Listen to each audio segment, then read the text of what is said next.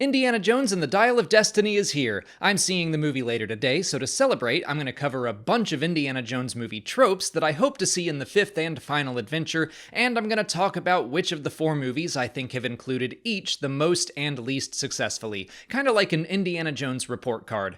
And to be clear here, this is just for fun. The Indy films have a lot of similarities, and this is me celebrating that. I know people are going to say I'm setting my expectations too high, when in reality the stakes couldn't be lower. I'm not going to be upset if the Dial of Destiny doesn't tick all these boxes. These are just tropes I enjoy when they pop up, like I've got a bad feeling about this in Star Wars. First, at the very start of every Indy film, we see the Paramount logo fade into a mountain, or a molehill. Raiders and Last Crusade both used real mountains, Temple transitioned into a gong, and Crystal Skull used the molehill. I think Temple is the most creative of the bunch, and Crystal Skull is on the other end of the spectrum. The CGI groundhogs are an odd way to start the movie in my opinion. As for Dial of Destiny, this is going to be different since Paramount wasn't involved in its creation. Fans have been guessing the Disney castle will fade into a real castle, and I think that's likely, and something I hope to see. I want the tradition to continue, and trailer footage of the prologue suggests there might be some castle-like buildings available.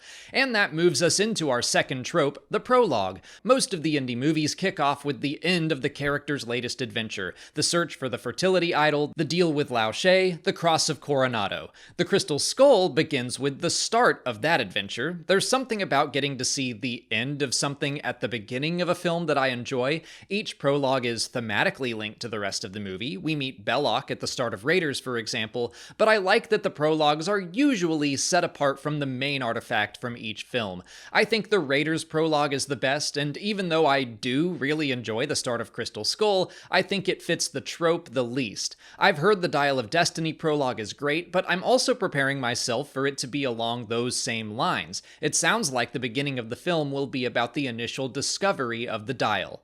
After the prologues, we tend to get a glimpse into Indiana's normal life. He goes back to college and works as a professor for a bit before being whisked away. I like being able to catch up with him and simply see what his everyday looks like when he's not on an adventure, and they usually provide some good laughs for the films, whether it's a student flirting with him or seeing how he might not be the best professor, with a line of students demanding some office time and his secretary telling him about his long to-do list. I actually think Crusade is my favorite example for that reason. Temple of Doom is the only Indy film that doesn't include any professor time. It looks like Dial of Destiny will show him back in the classroom in the late 60s. But of course he'll be pulled back into his version of archaeology, traveling across the globe, and we'll see that famous map with the red line. It's such a simple effect, but I love that thing.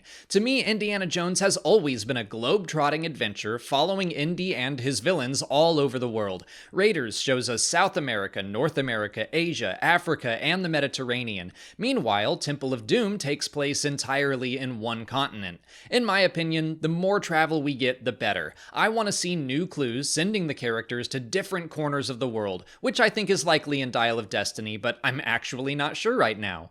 Once Indy gets out on the road, he tends to run into the same kinds of obstacles in no particular order. I'm going to start by talking about booby traps and puzzles, which I'm just going to lump together because they often go hand in hand. Like in Last Crusade, Indy has to solve puzzles to avoid booby traps. The 3 trials leading to the Grail are kind of the gold standard for me, but I have to admit the beginning of Raiders and the Temple of the Golden Idol is super fun to watch. Of course, the rolling boulder trap is the most iconic of the franchise, and I love the Tanis map room sequence. I think I have to give both movies a tie for the win here.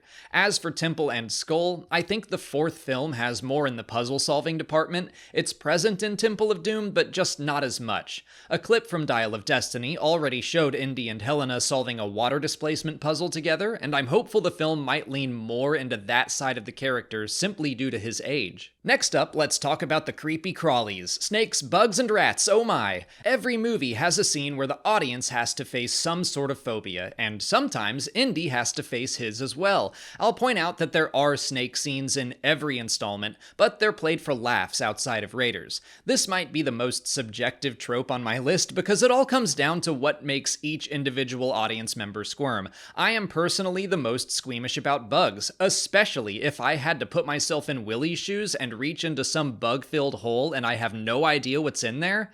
Rats and snakes, they don't bother me so much, but I rank Raiders second because Indy is afraid of snakes, so the tension is still there. And I'll put Skull last because I don't find the big damn ants to be that scary, and the whole scene is in broad daylight. It just doesn't quite fit in with the other creepy crawlies. I have no idea what to expect from Dial of Destiny here, but that excites me. I do think it's unsettling watching the ants carry Dovchenko into their hill, and that'll bring us to the next trope. Indy must have a fist fight against an imposing henchman and dispatch them in gruesome fashion. Preferably they're played by Pat Roach, which is unfortunately not an option anymore, but he set the standard in all three originals. How can you not give the top spot to the German mechanic in Raiders? I remember watching his death for the first time and thinking, I'm probably too young to have seen that.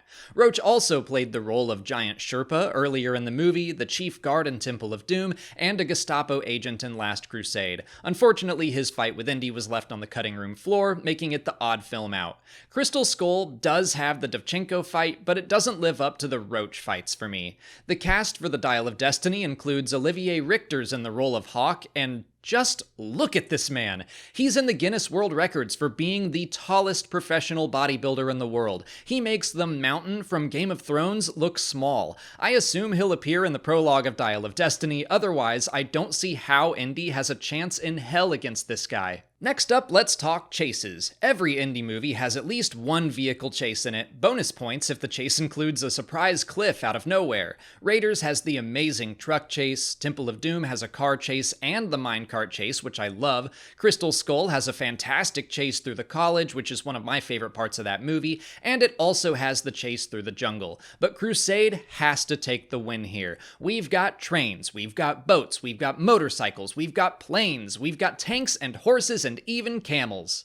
I said no camels! That's 5 camels! Can't you count? So many fun and exciting set pieces in one movie. We've already seen a very cool looking chase through Tangier in the Dial of Destiny trailers, and we also got to see 6 minutes of it at Star Wars Celebration, and it was good. I laughed and cheered and screamed at some of the very visceral impacts throughout. I'm excited to see more. Near the end of every adventure, Indiana, his friends, his enemies, and the MacGuffin all come together, and then something crazy has to happen. The Indy movies are kind of cartoonish the whole way through, nuking fridges, jumping out of airplanes and life rafts, and death-defying stunts that would kill any lesser human. Fake storefronts used to trick the good and bad guys, but still, the movies are grounded in some semblance of reality, until the end. And then the Ark opens up and melts a face. Drinking from the wrong cup turns a Nazi to dust. Too much knowledge sets Cate Blanchett's eyes on fire. Raiders of the Lost Ark gets the benefit of being the first movie to establish this trope, but it's also just the best version of it. There are hints and clues to the Ark's supernatural powers throughout the movie, and even so, I don't think we could have imagined what would happen to Belloc, Tote, and Dietrich. On the other end of the spectrum, Temple of Doom does its craziest stuff in the middle of the movie with the thuggy sacrifice, which is definitely effective, but I think it makes the ending where the stones caused the death of Mola Ram less impactful. But the rope bridge scene is still awesome, make no mistake. Donovan's death in The Last Crusade is a close second for me. Crystal Skulls is absolutely supernatural, but doesn't land as well for me. I'm hopeful the Dial of Destiny can do something crazy and unexpected to Voller.